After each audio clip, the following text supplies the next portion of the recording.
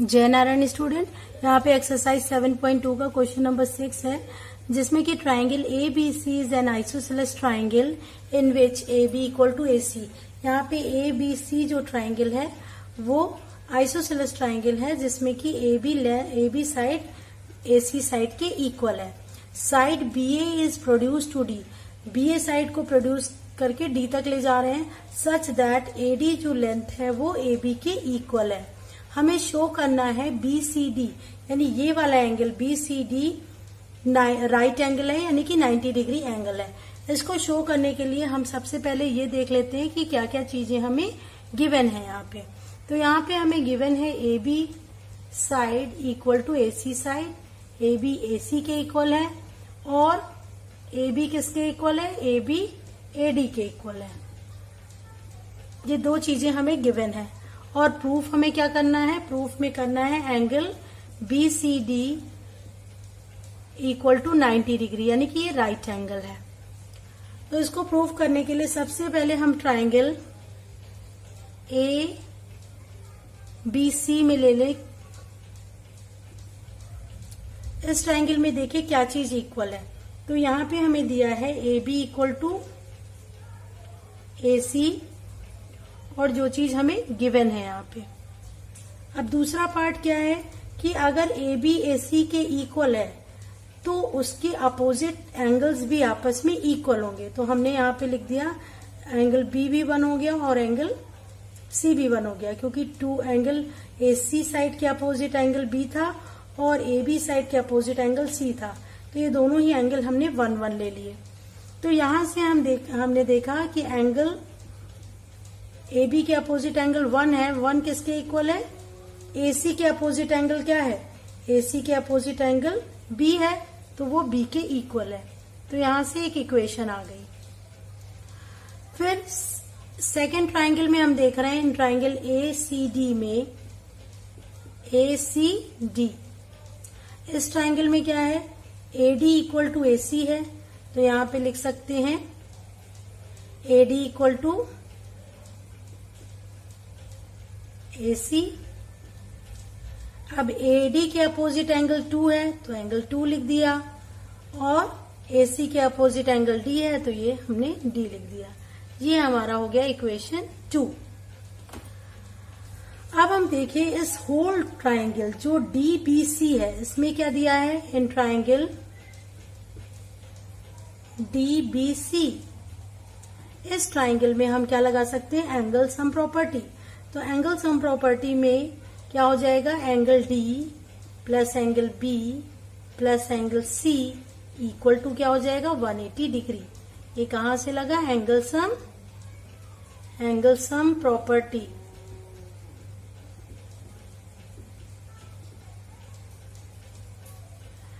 तो ये हो गया एंगल सम प्रॉपर्टी। अब डी की वैल्यू हमें दी गई है 2, तो यहाँ पे मैंने 2 लिख दिया। बी की वैल्यू क्या है, 1, यहाँ 1 लिख दिया। और सी क्या है, सी 1 और 2 को ऐड करने से मिल रहा है, तो इन दोनों को ऐड करने से 1 + 2 हो गया, and this is equal to 180 degree. तो यहाँ पे हम कह सकते हैं 2 टाइम्स क्या हो गया, 2 टाइम्स 1 एंड 2 टाइम्स 2। तो यहां से हो गया 2 टाइम्स 1, क्योंकि यहां भी 1 है और यहां भी 1 है, तो हमने 2 टाइम्स 1 कर दिया।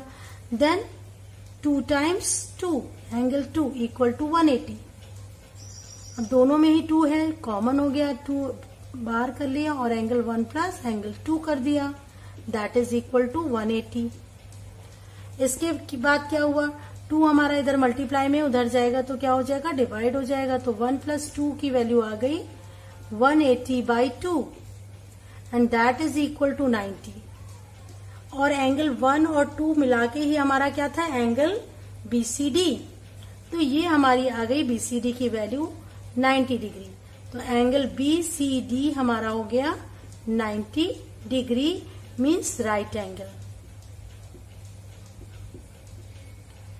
और यही हमें यहाँ पे प्रूफ करना था। तो ये था सोल्यूशन क्वेश्चन नंबर 6 का। यहाँ पे एक्सरसाइज 7.2 का क्वेश्चन नंबर 7 है, जिसमें triangle A B C is a right angle triangle in which angle A equal to 90, यानी कि एंगल ए जो है वो 90 डिग्री का है, and A B equal to A C, यानी कि ए बी जो साइड है वो ए सी साइड के इक्वल है। फाइंड बी एंड सी, और हमें क्या फाइंड करना है, angle B and C find करना है। तो इसके लिए सबसे पहले हम ये देख लें क्या हमें यहाँ पे गिवन है। तो यहाँ पे हमें गिवन है A B side equal to A C side, and second thing क्या गिवन है, angle A equal to 90 degree. तो ये चीज हमें गिवन है। अब हम यहाँ पे देखें कि टू साइड्स अगर इक्वल हैं तो उनके अपोजिट एंगल्स भी आपस में इक्वल होते हैं। तो ए बी साइड के opposite angle C and A C side के अपोजिट एंगल बी आपस में इक्वल होंगे। तो यहाँ पे in triangle A B C में देखें angle B equal to angle C हो जाएगा, क्योंकि angles opposite to equal sides are equal.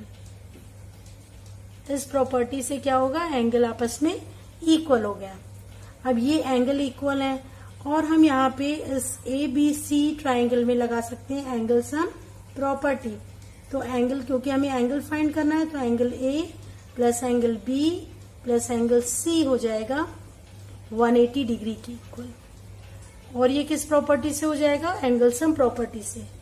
Angle sum property. अब हमें एंगल ए की वैल्यू दी गई है 90, तो हम 90 इसकी प्लेस पे लिख देंगे। Angle B equal to C, तो बी की प्लेस में क्या लिख सकते हैं, एंगल सी, और यहाँ पे क्या है, एंगल सी इक्वल टू 180। तो 90 डिग्री जब लेफ्ट टू राइट जाएगा तो क्या हो जाएगा, -90 हो जाएगा, और angle C plus angle C angle 2 angle C हो जाएगा, 180 minus 90, then 2c equal to क्या होगा, 90, और c की वैल्यू आ जाएगी 90/2, दैट मीन्स 45। तो एंगल c की वैल्यू हमें आ गई 45, और हमें एंगल b और c दोनों की वैल्यू फाइंड करना था। और यहाँ पे हमें गिवन है angle b equal to c, यानी एंगल b c के इक्वल है और एंगल c की वैल्यू आ गई 45। तो angle b and c both values are same 45 degree. तो ये था सोल्यूशन क्वेश्चन नंबर 7 का। यहाँ पे एक्सरसाइज 7.2 का क्वेश्चन नंबर 8 है, जिसमें शो करना है, show that the angles of an equilateral triangle are 60 degree each.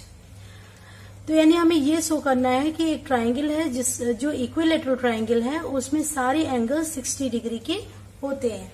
तो इसके पहले हमने एक ट्राइंगल ले लिया जिसका नाम है ए बी सी, हमने ए बी सी लिख दिया, ट्राइंगल है। अब इक्विलैटरल ट्राइंगल है तो इक्विलैटरल ट्राइंगल की प्रॉपर्टी होती है ऑल साइड्स आर इक्वल, यानी A B equal to A C equal to B C, ये सारे ही साइड्स इक्वल होंगे। तो अगर ये सारे ही साइड्स इक्वल हैं तो उनके अपोजिट एंगल्स भी आपस में इक्वल होंगे। तो यहाँ पे हम ये लिखें कि व्हाट इज गिवन हियर, हमें क्या दिया गया है यहाँ पे, तो गिवन है an equilateral triangle, an equilateral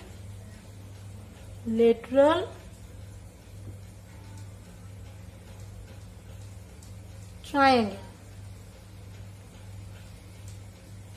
एक इक्विलैटरल ट्राइंगल दिया है और हमें प्रूफ क्या करना है,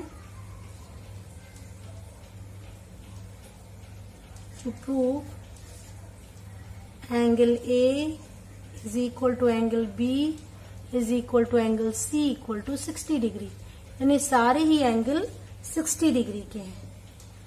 प्रूव करेंगे इन ट्राइंगल ABC, जो कि एक इक्विलैटरल ट्राइंगल है, हमें पता है ऑल साइड्स आर इक्वल, यानी कि AB equal to AC equal to BC, ये सारे साइड्स इक्वल है क्यों?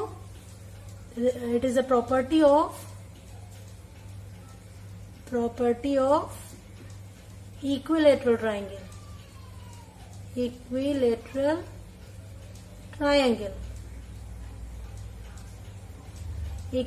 ट्राइंगल की प्रॉपर्टी से सारे साइड्स इक्वल होते हैं इक्विलेटरल ट्राइंगल में। अब इक्विलेटरल ट्राइंगल में अगर तीनों साइड्स इक्वल हो गए तो तीनों ही एंगल्स आपस में इक्वल होंगे। This equal to this equal to this. तो यहाँ पे अगर हम लगा दें एंगल सम प्रॉपर्टी, तो angle A plus angle B plus angle C equal to क्या हो जाएगा? 180 डिग्री।